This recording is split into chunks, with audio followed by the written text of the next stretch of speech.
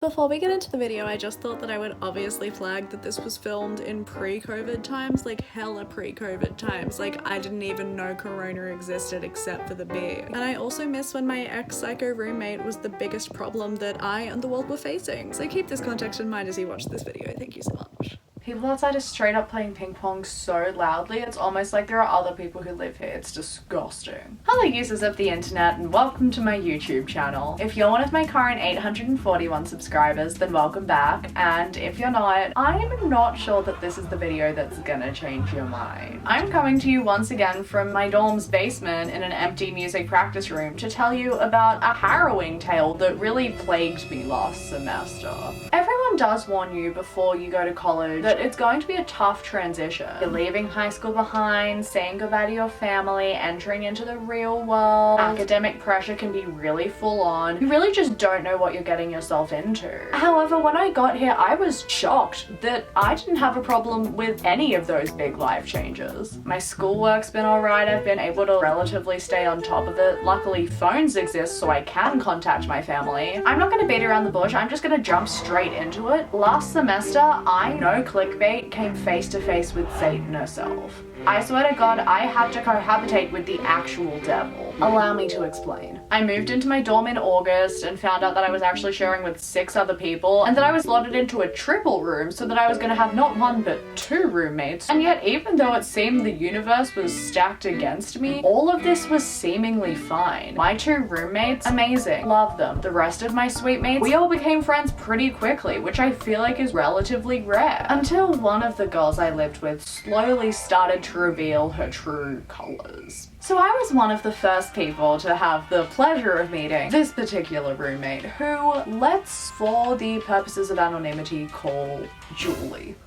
At first, we all thought that Julie was really nice. She told us that she was from Azerbaijan, but she'd actually been living in New York for a while because she really likes the hustle and bustle of the city that never sleeps, which you will soon learn is incredibly ironic. But she did tell us pretty early on that she was having troubles with her roommate, who, again for the purposes of anonymity, let's call Jamie. So Julie and Jamie really weren't off to a good start. Jamie was an MFA student, so she was rarely around. We barely saw her. We met her like once, and then she was out of the house. So we only really had Julie's word to go off, and considering she was seemingly our friend, we didn't have any reason not to believe her when she was telling us that Jamie was being quite rude. Apparently she was coming back at 2 AM super loudly every morning, deliberately shining lights in her face, banging things around and making as much noise as possible, demanding that the air conditioning be on at all times despite the fact that Julie wasn't a fan, and saying that she absolutely was not willing to compromise on any of these things. And at one point, even went up to Julie and told her to go back to where she came from. At the time, I'm not gonna lie, I did kind of question that last incident, considering that Jamie's parents aren't from America. But I put that to the back of my mind because again, why would Julie, our seemingly lovely sweet mate, lie to us? There is literally no normal reason for her to be making this up. We fully sympathized with her. We mentally villainized Jamie because she wasn't there to defend herself. However, things slowly started to get weirder and weirder. Julie is very into tarot cards and considered herself quite the amateur psychic. So obviously I was gonna reap the benefits of that and ask her to give me a little reading, see what my future was gonna be. And literally she picked up the cards, turned them over and said, "You're going to be alone for the rest of your life."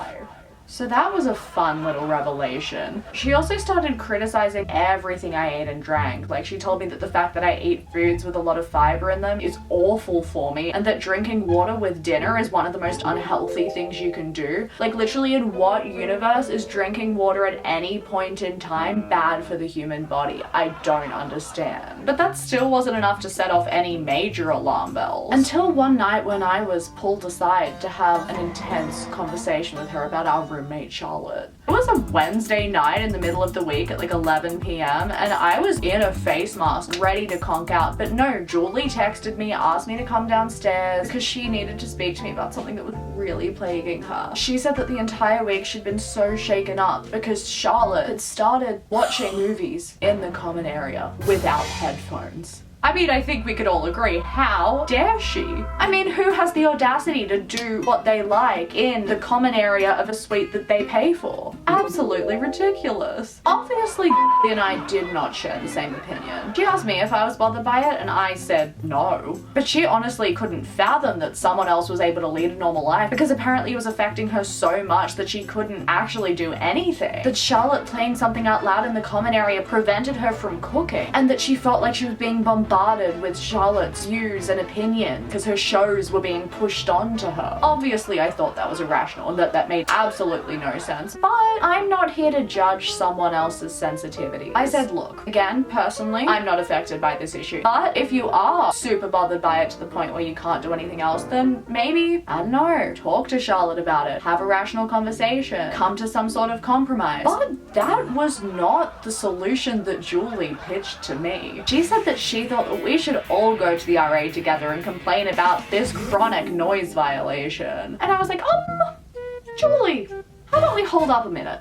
Have you met Charlotte, or any human being for that matter? I tried to rationally explain that that made absolutely no sense because A, no one else in the suite had a problem. B, even if we did, going to the RA behind Charlotte's back is definitely not going to be the best way to go about it. She also then started complaining about the fact that Charlotte drank instant coffee, which she apparently found completely revolting and disgusting, and some kind of crime against humanity. By the end of it, she basically told me that I was the most respectful one in the suite, and she felt that she could come and reach out to me.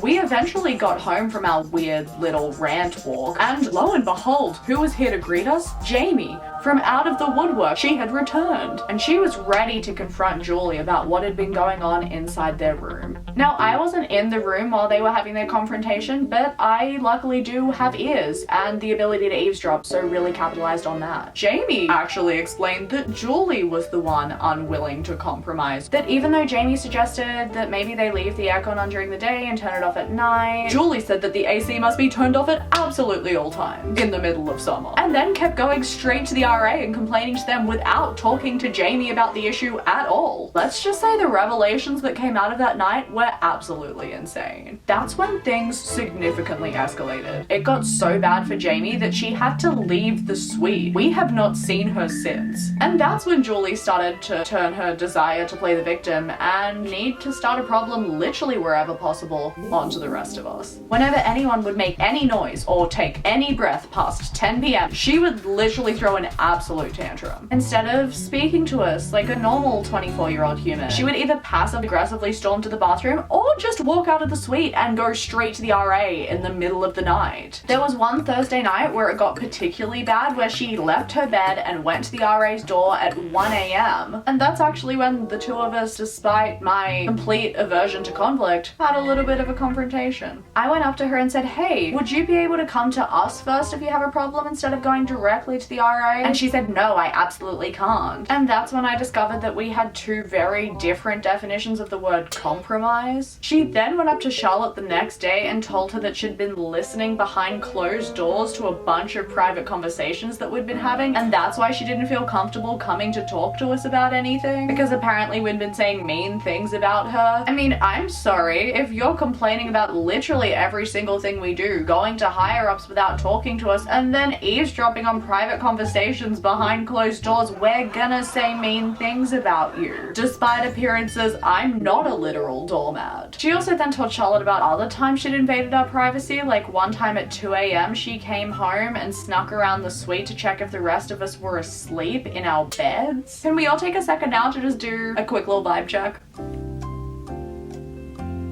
Doesn't pass. That's literally insane. Like straight up psychotic. And that was when the onslaught of RA meetings began. We luckily got a chance to speak to the RA first before we all gathered with a group with Julie, and were able to tell them about the fact that she had not come to us at all and that she was listening behind closed doors and sneaking around and checking on us. And he seemed to actually listen to what we had to say, which was great. However, eventually Julie did join us, and when she did, she really seemed to be trying her best to earn herself a Worst Actress Razzie nomination nomination, and dare I say it, take home the prize. She was just sitting there trying to make herself cry and talking about how the noise was absolutely ridiculous and how she needed to be asleep by 10 p.m. every night for the sake of her mental health, despite the fact that we had seen her come home after this time on multiple occasions. But apparently when it's on her terms, it's completely fine. The RAs then pulled an absolute curveball and said, we actually need to talk to you all about something. Julie has been coming to us and complaining for months, and apparently you guys used a very offensive word to describe her.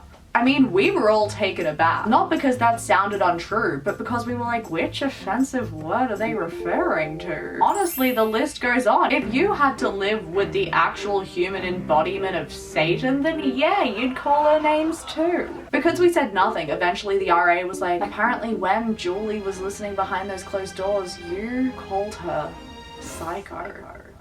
I don't remember the specific incident they're talking about, but 100% we did call her a psycho because it's apt. If the shoe fits. But obviously at the time we were like, no, Julie, we would never. What? Who do you think we are? We then began negotiating a new roommate agreement and eventually came up with a temporary contract for a week-long trial period where we had to be completely silent by 10 p.m. every night except for either Friday or Saturday night, where we were allowed to make light conversation until midnight. Despite the fact that the normal hours for everyone else in the dorm are that you have to make moderate noise after 11 p.m. on weeknights and after 1 a.m. on weekends.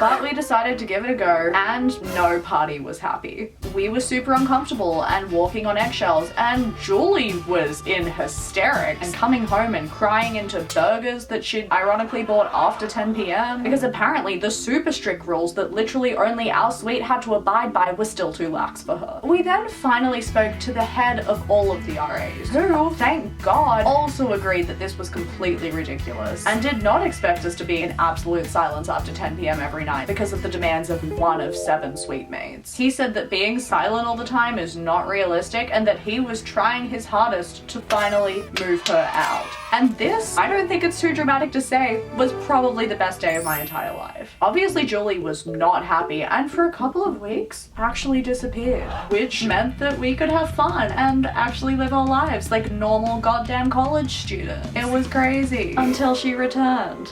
One night she came back and once again started calling the RAs every 10 minutes. It happened on Fridays, it happened on Saturdays, it happened on a Wednesday night when we were literally just trying to cook dinner. No night was safe. One Saturday night while I had my friend B over, she actually took her aside and decided to start complaining to her about all of us. Which again is a move that makes absolutely no sense to me. Like, why would she be sympathetic to her? An absolute random. She then told B that she was the most respectful person she'd seen visit the suite and that she felt like she could trust her because apparently that's just a compliment she decides to dole out to any victim of her stories. She told her that she didn't understand why she was choosing to hang out with us and that whenever B wasn't in the suite, we all banded together and talked behind her back and complained about her. Like, this is just some straight up high school rumor spreading from a literal 24-year-old. And then she followed B on Instagram and started messaging her randomly. It was super weird. B didn't feel comfortable about it. I didn't feel comfortable about it. Apparently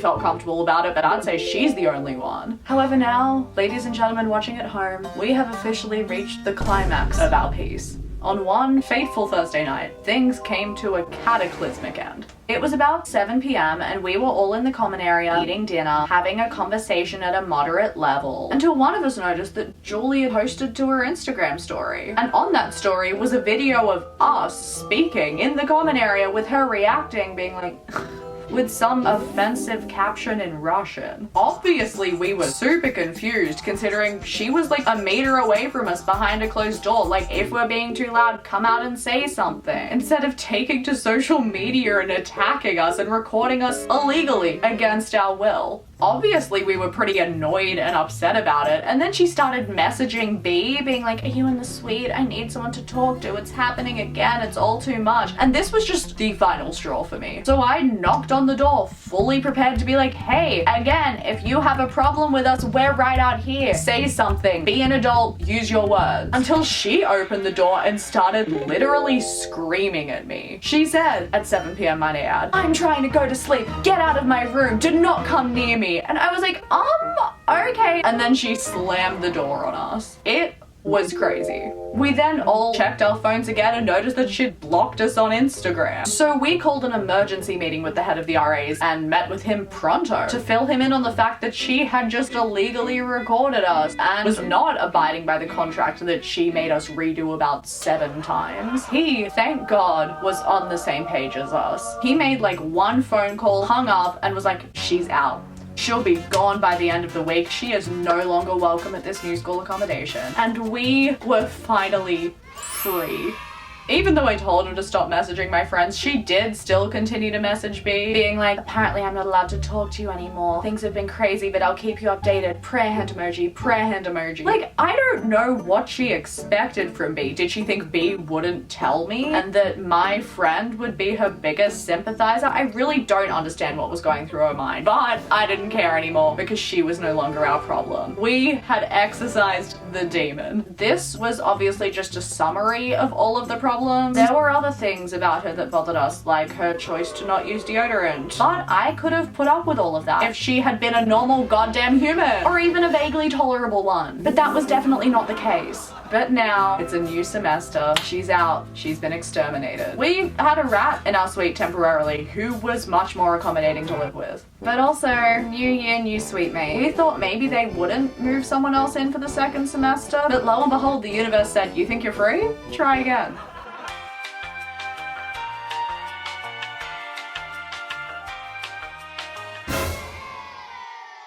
And that, after what feels like my entire life, is all I have for you. If you enjoyed listening to me rant about the world's worst psycho for what is probably 6 hours, then please thumbs up and subscribe. And if you absolutely hated it and think that I'm complaining about nothing, then just do it anyway. And I'll see you next time. Thank you so much for watching. Bye!